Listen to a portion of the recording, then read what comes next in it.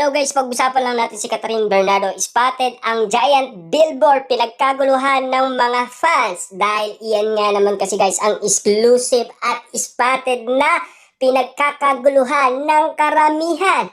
Lalong-lalo na kasi guys, iyan ang pinaka-inihintay ng karamihan. At lalong-lalo na guys, kung makikita ninyo sa Vent Store, ay magkasama ang cat din. Kaya nga naman guys, usap-usapan sina Catherine Bernardo at Alden Richard. Ganyan kalupit nga naman kasi guys ang mga issue na hanggang ngayon, kitang-kita naman natin guys na talaga ang mga billboard kay Catherine Bernardo ay mga giant nga naman kasi. Dahil napakalupit nga naman. Kita nyo naman guys, no? Isang Catherine Bernardo, sikat na sikat at famous na famous talaga.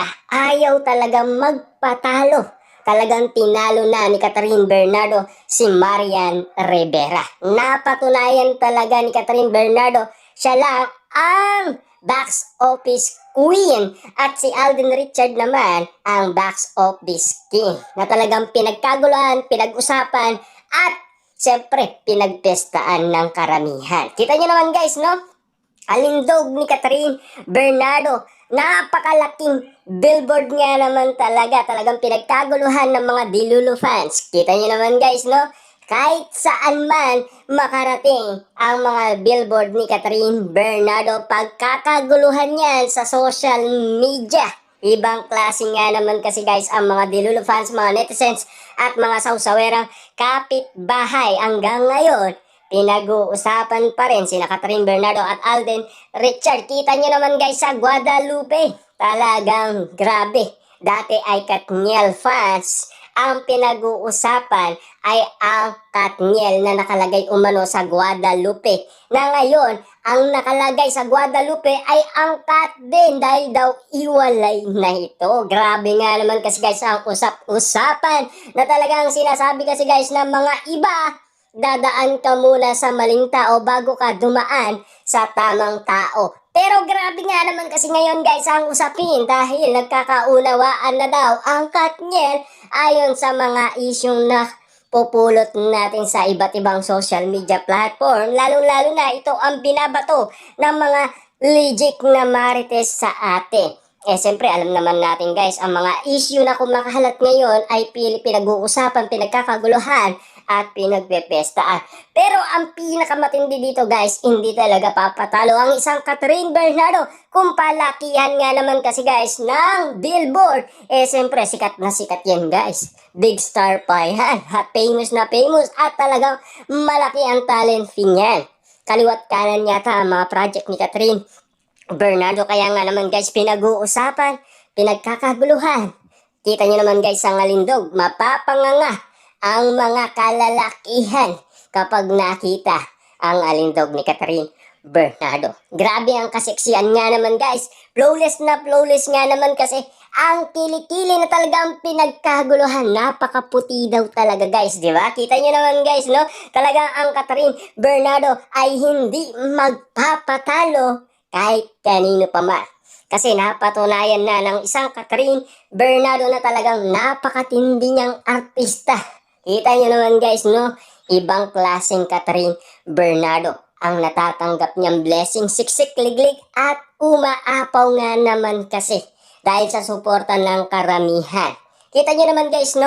After iwalayan ng Katniel, grabe dagsa na ang mga endorsement ni Catherine Bernardo at dagsa ang mga followers niya sa IG.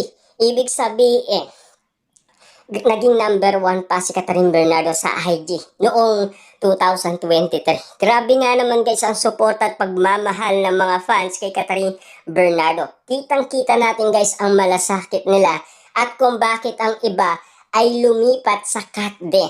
Dahil alam naman natin guys, no? Ang panahon ngayon ay nasa Kat din ng haba. Yan ang malaking katanungan ng mga netizens at ng mga sausawerang kapitbahay. Ngayon ay pinag-uusapan ay ang Katniel.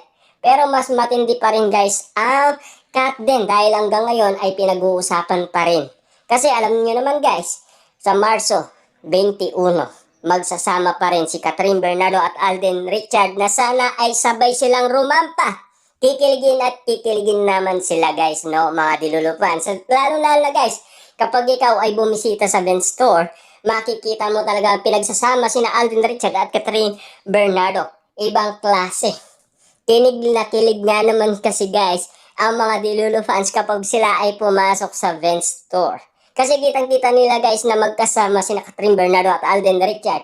Hindi man daw sila magkasama sa mga event or sa mga ginagawa nilang project, at least magkasama daw sila sa Ben's Store na talagang pinagdidikit na ayaw ipag-iwalay ng nasabing Ben's Store. Grabe nga naman guys, no? Patindi ng patindi ang mga ayuda moment ni Catherine Bernardo at Alden Richard na pinapakita ng Ben's Store. At lalong-lalo na ang kanilang mga giant billboard na talagang pinag-usapan. Ang reyna at ang ari ng billboard ay napakalupit nga naman kasi dahil malaki nga naman billboard ang pinag-uusapan, at patindi ng patindi guys ang mga usapin patungkol sa Katden at sa Katniel.